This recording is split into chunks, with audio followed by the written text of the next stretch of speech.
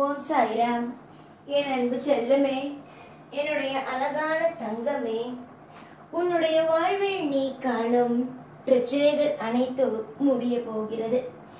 எப்ப பார்த்தாலும் என்னுடைய வாழ்க்கையில் பிரச்சனைகளும் எப்பொழுதும் அதிகமாகிக் கொண்டே இருக்கிறது. என்ன சாயி நான் செய்ய போகிறேன்? எனக்கு ஒன்றுமே புரியவில்லை சாயி. நல்லதா கெட்டதா, என் வாழ்க்கையில் சுபமான விஷயம் நடக்குமா நடக்காதா என்று எதுவுமே எனக்கு தெரியவில்லை. நான் எப்படி என்னுடைய வாழ்க்கையில் அடுத்த கட்டம் என்று ஒன்றுக்குள் அடியெடுத்து வைக்க போகிறேன் என்றுதான் நீ எப்பொழுதுமே என்னை பார்க்கும் பொழுதெல்லாம் கேட்பாய்.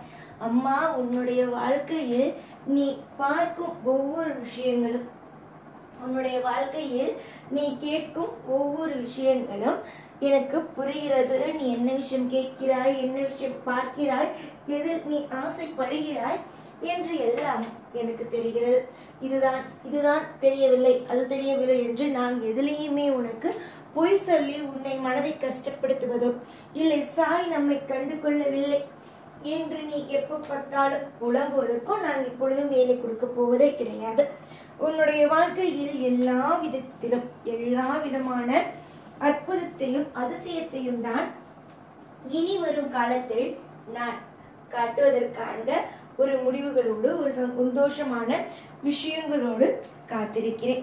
உன்னுடைய வாழ்க்கையில் நீ எப்பொழுதும் என்னை கூப்பிடுவது, அப்பா வந்து விடுப்பா, என்னுடைய வீட்டுக்கு வாப்பா, என்னுடைய வீட்டில் எனக்கான ஒரு சுபமான விஷயத்தை செய்து விடுப்பா, இதுதான் நீ சொல்வது. இப்படி ஒவ்வொரு நாளும் என்னிடம் நின்று இதை செய், அதை செய், அந்த விஷயம் செய், இந்த விஷயம் செய் என்று நீ சொல்கிறாய். நான் எப்படி உன்னுடைய வாழ்க்கையில் ஒவ்வொரு விஷயத்தையும் செய்யாமல் இருப்பேன்? உன்னுடைய கனவுகள் அனைத்தையும் நிச்சயமாகவே உண்மையாக்குவேன். உன்னுடைய கனவுகள் எப்பொழுதுமே ஒவ்வொரு நிமிஷமுமே அற்புதமாகவும் அதிசயமாகவும் நடக்கும். அதில் எந்த விதமான மாற்றமோ எந்த விதமான குழப்பமோ எதுவுமே கிடையாது. ஏற்கனவே நீ பட்ட காயங்கள் எல்லாவற்றையும் நான் பார்க்கிறேன். ஏற்கனவே நீ ஒவ்வொரு விஷயத்தையும் ஒவ்வொரு நேரத்திலேயும் சரியாக பார்த்து செய்கிறாய். எல்லா விஷயத்தையும் சரியாக நீ செய்யும் பொழுது எந்த விதத்தில் நான் உனக்கு தவறான ஒரு விஷயத்தை காட்டுவேன்? எந்த நாளும் எப்பொழுதும் ஒரு தவறான விஷயத்தை உன்னுடைய வாழ்க்கையில் நான் திணிக்க மாட்டேன். நல்லது மட்டுமே செய்து, நல்லதை மட்டுமே உனக்கு கொடுத்து, உனக்கு ஒரு திருப்தியான ஒரு சூழ்நிலைகளை மட்டுமே நான், உன்னுடைய ஆசைகள், உன்னுடைய கனவுகள் அனைத்துமே நிஜமாகவே நான் நடத்தி தருவேன் என்று உனக்கு சொல்கிறேன். பொறுமைதான் அம்மா, ஒருவனுக்கு பொறுமைதான் ரொம்ப முக்கியம். அந்த பொறுமை உனக்கு இப்பொழுதுதான் வருகிறது. கொஞ்சமாக அந்த பொறுமைகள் வருகிறது. ஆனால் நான் உனக்கு பாடத்தையே கொடுக்காத, பாடம் என்றால் என்ன, உன்னுடைய வாழ்க்கையில் யார் யார் எப்படி என்பதெல்லாம் தெரியவே வைக்காத அளவுக்கு, தெரியவே இல்லாத நேரத்தில் பொறுமையே இல்லாமல் இருந்தார். எல்லா நாளும் வேகமாக ஓட வேண்டும், இந்த விஷயமா இது இப்பொழுது செய்ய வேண்டும், அதை அப்பொழுது செய்ய வேண்டும் என்று ஒரு விதிமுறையை இல்லாமல் அவசரமாக இன்று செய்தால் இன்றே அதை முடிக்க வேண்டும், இன்று செய்தால் இது இன்றே ஆரம்பிக்க வேண்டும். இப்படியே உன்னுடைய வாழ்க்கையை பாதி நாள் உங்களுடைய வாழ்க்கையில் எல்லா நாளும் போனது. இப்பொழுது தெய்வமாகிய நான் உனக்கு நிறைய விஷயத்தை, இவர்களா அவர்களா, இந்த விஷயத்தை செய்ய வேண்டுமா, அந்த விஷயத்தை செய்ய வேண்டுமா என்று ஒவ்வொரு நிமிஷமும் உங்களுடைய வாழ்க்கையில் அற்புதத்தை நிகழ்த்த வேண்டும் என்பதற்காக ஒவ்வொரு விஷயத்திற்கும் பாடத்தை கொடுத்திருக்கிறேன்.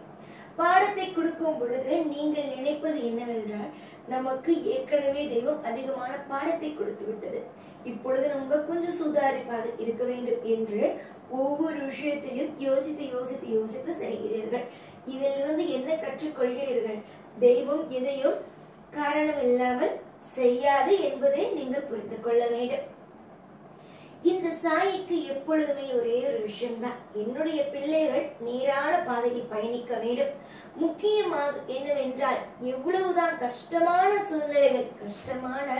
சூழ்நிலைகள் இருந்தாலும் சரி, வாழ்க்கையில் எல்லா நேரமும், எல்லா பொழுதும், எல்லா நிமிஷமும் ஒரு அற்புதமாகவே ஒரு வாழ்க்கையை நடத்த வேண்டும்.